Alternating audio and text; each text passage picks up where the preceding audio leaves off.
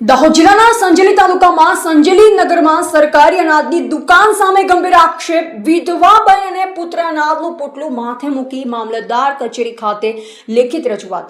દુકાનદારે પોતે મામલતદાર હપ્તો આપતો હોવાનો દાવો કરી મનમાની ચલાવતો હોવાનું અરજદારે લેખિતમાં રજૂઆત કરી.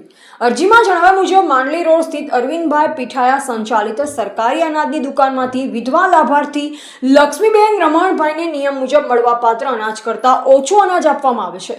અરજદારના લક્ષ્મીબેને જણાવ્યા અનુસાર 20 કિલો ચોખાની પાવતી કરવામાં આવે છે, પરંતુ માત્ર અંદાજે 18 કિલો ચોખા આપવામાં આવે છે. તેવી જ રીતે 15 કિલો ઘઉંની પાવતી સામે માત્ર 13 કિલો ઘઉં આપવામાં આવતો હોવાનો આક્ષેપ કરવામાં આવ્યો.